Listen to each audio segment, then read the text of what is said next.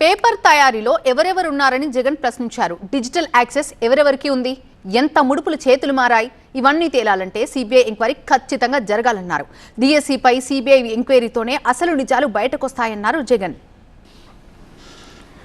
ఇలా చెవులో పూలు పెట్టుకుంటూ పేపర్ లీకులు దాచిపెట్టడానికి నానా అగసాట్లు పడతా ఉన్నారు.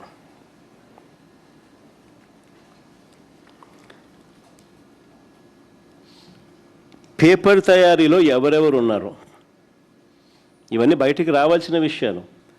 పేపర్ తయారీలో ఎవరెవరు ఉన్నారు, డిజిటల్ యాక్సెస్ ఎవరెవరి చేతుల్లో ఉంది, ఎంతమందికి లీక్ వెళ్ళింది, ఎంత ముడుపులు చేతులు మారాయి,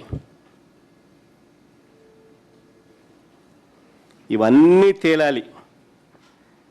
అందుకే సిబిఐ విచారణ కావాలి అని చెప్పి గట్టిగా డిమాండ్ చేస్తూ ఉన్నాం. ఎందుకు తెలుసా?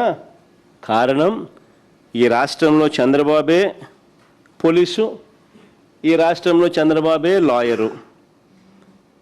ఆయన ఆదేశాలతోనే ఆయనే పర్యవేక్షిస్తాడు వ్యవహారాలను.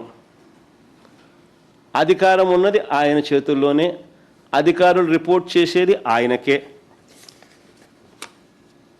మరి నిజాలు బయటికి రావాలి అని అంటే ఆయన కొడుకే విద్యాశాఖ మంత్రి. మరి నిజాలు బయటికి రావాలి అని అంటే